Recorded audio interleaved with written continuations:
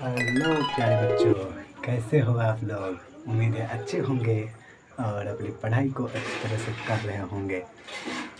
कल पीछे वाली क्लास में हम कुछ संख्याओं के बारे में पढ़े थे और आज हम कुछ आगे वाली संख्याओं को पढ़ेंगे। जैसे कि पहला विषम संख्या है और दूसरा भाज्य और यौगिक संख्या है और दूसरा अभाज्य और रूट संख्या है और कुछ आपसे क्वेश्चन भी पूछेंगे, ठीक है। तो चलिए शुरुआत करते हैं। और ये हमारे क्या है, क्लास 9th का है, अध्याय और वास्तविक संख्या का है, ठीक है। तो चलिए आज विषम संख्या जानते हैं क्या होता है। तो विषम संख्या देखिए, कुछ ऐसे प्राकृतिक संख्या होते हैं जिसमें कि 2 से भाग लगता है, जिसको क्या कहते हैं, पीछे वाले वीडियो में बताए थे, सम संख्या कहते हैं, ठीक है। लेकिन कुछ ऐसे विषम संख्या होते हैं, मतलब कुछ ऐसे प्राकृतिक संख्या होते हैं जिसमें 2 से भाग ना लगता है, तो उसको हम क्या कहेंगे, विषम संख्या होता है। वही बात यहाँ पे लिखा हुआ है क्या, कि वे सभी प्राकृतिक संख्या जिसमें 2 से पूरा पूरा भाग ना लगे। क्या है, वे सभी प्राकृतिक संख्या जिसमें 2 से पूरा पूरा भाग ना लगे, वैसे प्राकृतिक संख्या को क्या कहते हैं, विषम संख्या कहते हैं। क्या क्या कहते हैं, विषम संख्या कहते हैं, ठीक है। ऑप्शन इसका जैसे क्या होगा, तो देखिए यहाँ पे जैसे इसका निकालते हैं, तो कुछ ऐसे प्राकृतिक संख्या बताओ जिसमें 2 से पूरा पूरा भाग ना लगे। जैसे कि हमारा 3, क्या है, 3, यहाँ पे 3। फिर उसके बाद क्या है, 5। 4 में भाग लगता है लेकिन 3 में नहीं लगता। उसके बाद 5 में, क्या, 5 में। उसके बाद 7 में, उसके बाद 9 में, जी हाँ, और जी जी बोलिए बोलिए। उसके बाद 11 में, ठीक है। ऐसे करके ये भी इन्फिनिट रखते हैं, ठीक है। ये बात आ गया। अब देखिए यहाँ पे हम क्या लिखे हैं, इसे 2m-1 के रूप में लिखा जा सकता है। जैसे कि हम पीछे वाले वीडियो में बताए थे कि सम संख्या को 2m के रूप में लिखा जा सकता है, ठीक है। तो जब उसको हम क्या लिखे थे, 2m के रूप में, उसको समझाए भी थे। अब अगर आप सब नहीं देखे हैं तो उस वीडियो को जरूर देख लीजिएगा। अब इसको समझाते हैं कि सर 2m-1 के रूप में कैसे लिख सकते हैं। तो देखिए यहाँ पे समझाते हैं हम। क्या लिखा है, 2m-1। तो यहाँ पे m क्या लिखा, देखो यहाँ पे लिखा होगा, नहीं लिखा हुआ है। चलो यहाँ पे मतलब m क्या है आपका, m एक प्रकार का प्राकृतिक संख्या है। प्राकृतिक संख्या कहाँ से स्टार्ट होता है, 1 2 3 टेटस इन्फिनिटी, ठीक है। तो m का मान हम 1 ले लेते हैं, ठीक है। तो m की जगह पे 1 रखेंगे तो 2 गुना 1 होगा तो 2, और 2 में से 1 गया 1। एक हमारा क्या है, विषम संख्या है ना। इसी प्रकार आप 2 लेके देख लीजिए, तो 2 दूनी 4, 4 में से गया 3। ये हमारा जो भी आएगा ना वो हमारा विषम संख्या होगा। उम्मीद है कि आप सब समझ गए होंगे। इसके बाद है आप अगला कौन सा संख्या है, भाज्य यौगिक संख्या, ठीक है। तो जिसको इंग्लिश में कंपोजिट नंबर क्या कहते हैं, क्या कहते हैं, कंपोजिट नंबर, भाज्य यौगिक संख्या। देखिए हम आपको बताते हैं, मतलब भाज्य या यौगिक संख्या उसे कहते हैं, मतलब कुछ ऐसे प्राकृतिक संख्या होते हैं, मतलब जिसमें कि मतलब खुद और 1 के अलावा मतलब किसी और संख्या से भी भाग लगे, उसको क्या कहेंगे, भाज्य संख्या या यौगिक संख्या कहते हैं, ठीक है।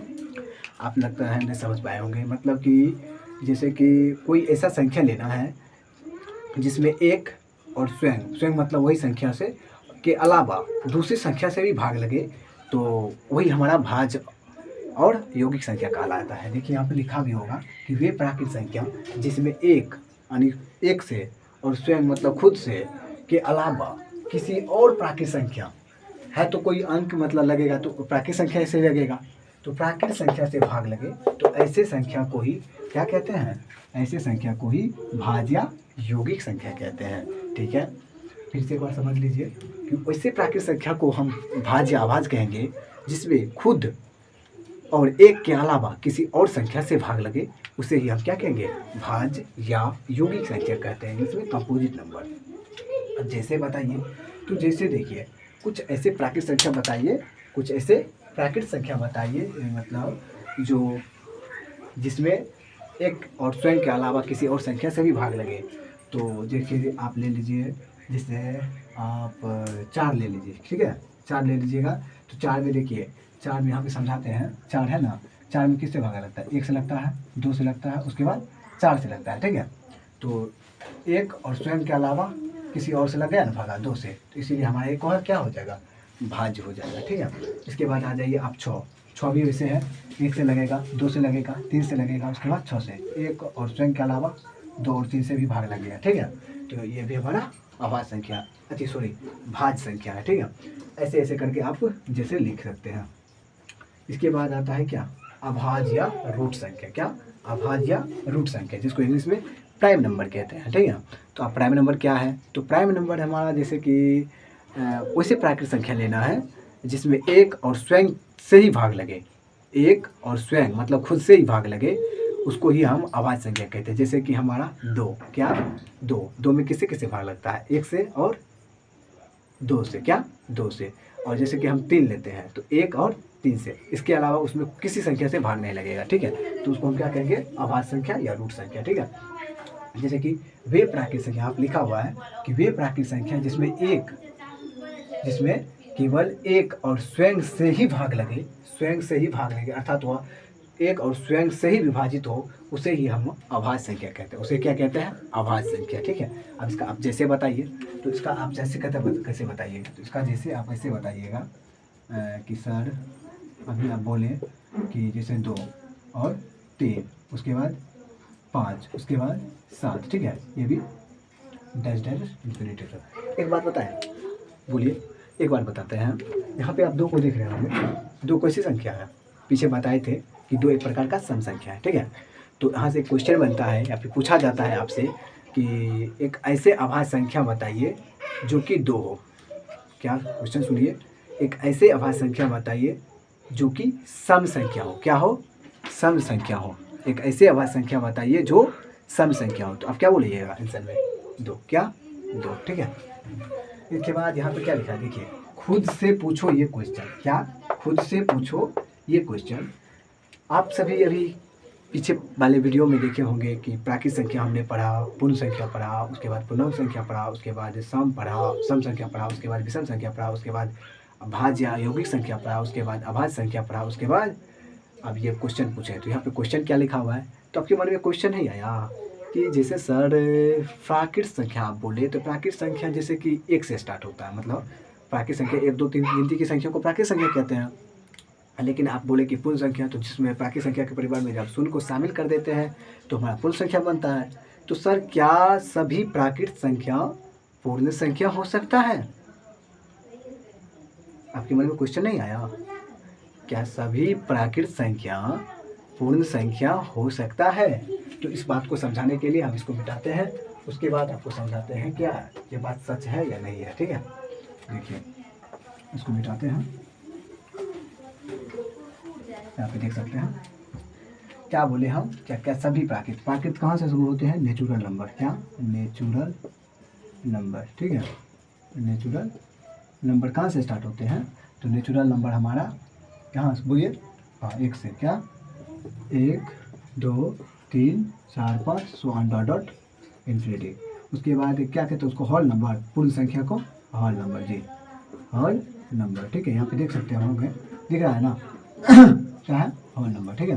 कहाँ से स्टार्ट होता है, तो 0, 1, 2, 3, 4, 5 so on dot dot infinity, ठीक है, यहाँ तक जाता है। तो देखिए भैया, यहाँ पे आप सभी देखिए, ये वाला परिवार यहाँ पे दिख रहा है, ये वाला परिवार आपको यहाँ पे दिख रहा है ना, दिख रहा है।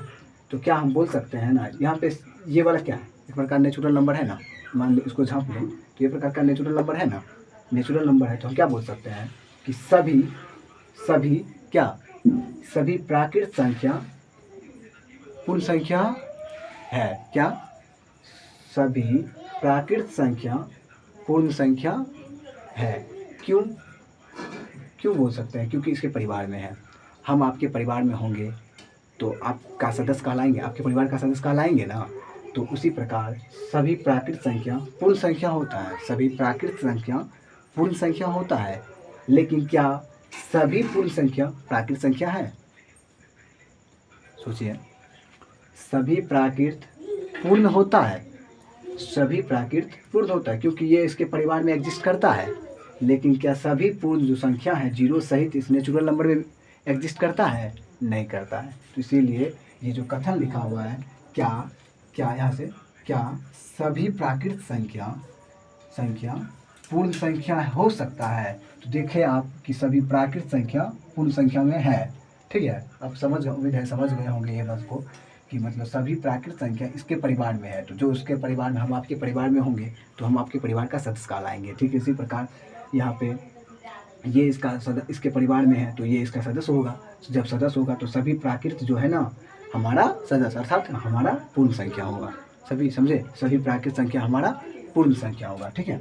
ये तो इसका आंसर क्या हो जाएगा, हाँ क्या होगा, हाँ सभी प्राकृत संख्या पूर्ण संख्या हो सकता है। तो बिल्कुल हो सकता है, बता ही दिए कि कैसे और क्यों। ठीक है, चलिए इसके बाद है हमारा दूसरा नंबर क्वेश्चन कि क्या सभी पूर्ण संख्या प्राकृत संख्या हो सकता है। ये बात भी हम आपको समझा दिए, समझाए ना कि सभी प्राकृत पूर्ण हो सकता है, लेकिन सभी पूर्ण पूर्णांक हो, सभी पूर्ण प्राकृत हो सकता है। क्या लिखा है यहाँ पे, सभी पूर्ण प्राकृत हो सकता है, सॉरी सभी पूर्ण प्राकृत संख्या हो सकता है। तो बताइए इसके परिवार में है ना, नहीं ना है। तो जब नहीं है तो हम इसको बोल नहीं सकते हैं। तो क्या बोल सकते हैं कि सभी पूर्ण प्राकृत नहीं होता है। उम्मीद है आप समझ गए होंगे मेरी बातों को। ठीक है, चलिए अगली बात, इसका आंसर क्या हो जाएगा, नहीं। क्या, नहीं। कोई पूछेगा कैसे तो आप बता दीजिएगा ऐसे, ठीक है। इसके बाद सी नंबर क्वेश्चन है कि क्या सभी पूर्ण संख्या पूर्णांक संख्या हो सकता है। पीछे वाले वीडियो को जरूर देख लीजिएगा। पूर्णांक संख्या अगर पता न रहेगा तो ये क्वेश्चन को आप नहीं कर पाइएगा। ठीक है, तो पूर्णांक संख्या है, तो आप देखिए पूर्ण संख्या, अभी होल नंबर हुआ अर्थात पूर्ण संख्या हुआ। इसके बाद आपको पूर्णांक संख्या कहाँ से स्टार्ट होती है बताइए तो, बोलिए। हाँ बोलिए ना, ना से कहाँ से स्टार्ट होता है, minus infinity so under dot -3 -2 -1 0 1 2 3 so under infinity, बिल्कुल सही। ठीक है, तो देखिए जैसे कि हमें आपको क्या बताएं, आपको हम बताएं ये वाला बात। ठीक है, देखिए ये वाला परिवार आपको इस परिवार में दिख रहा है, ये वाला परिवार आपको इस परिवार में दिख रहा है ना।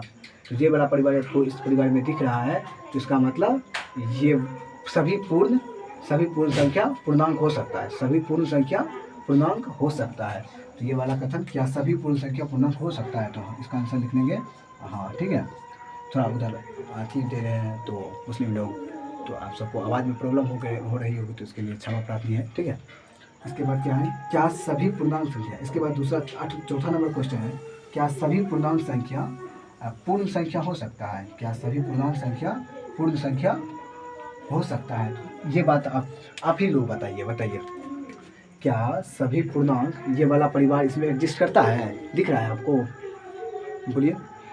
नहीं दिख रहा है, जब नहीं दिख रहा है तो क्या आप बोल सकते हैं कि मेरे आप घर का सदस्य है, नहीं ना।